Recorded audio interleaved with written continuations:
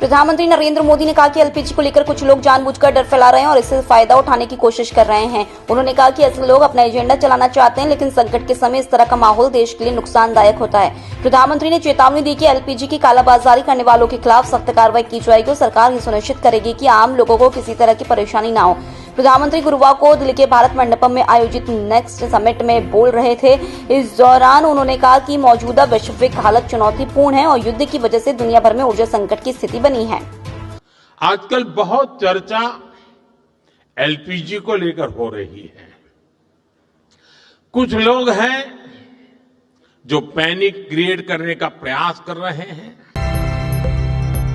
राहुल गांधी ने लोकसभा में गुरुवार को एलपीजी संकट का मुद्दा उठाया। उन्होंने कहा, अभी तो दर्द की शुरुआत हुई है, रेस्टोरेंट बंद हो रहे हैं, एलपीजी को लेकर घबराहट है और सड़क किनारे के विक्रेता प्रभावित हो रहे हैं। उन्होंने कहा कि किसी भी देश की बुनियादी उसकी ऊर्जा सुरक्षा होती है। अगर अमेरिका ये तय करे कि हम रूस से गैस या तेल खरीद सकते हैं या नहीं, तो ये समझ से परे है। मैं समझने की कोशिश कर रहा हूँ कि यह पहली क्या है और यह समझौते से जुड़ी लगती है।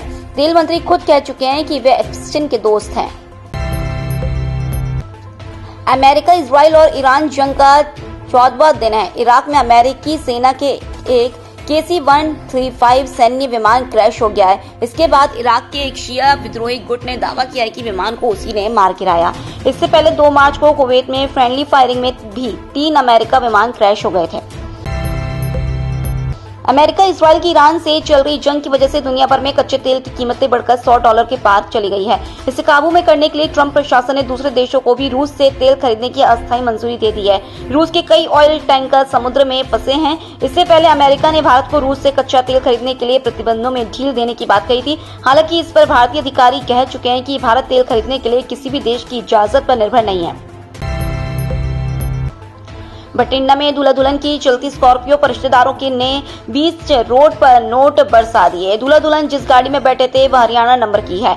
जिस चलती ओपन जीप से नोट उड़ाए गए वह पंजाब नंबर की थी। नोट उड़ाने के दौरान जीप पर बैठे युवक हुल्लड़बाजी भी करते देखे गए। पहाड़ी राज्यों में एक बार फिर बर्फबारी हो रही है। जम्मू कश्मीर, हिमाचल प्रदेश और उत्तराखंड में बर्फबारी के कारण तापमान में गिरावट आई है। यहां स्नोफॉल के साथ बारिश का भी अलर्ट है। हिमाचल में 24 घंटे में तापमान 8 डिग्री कम हुआ है। मनाली का तापमान 12.6 डिग्री रहा, इससे 7 डिग्री की कमी आई है। वहीं सोलन में आज हीट वेव का अलर्ट जारी किया गया है।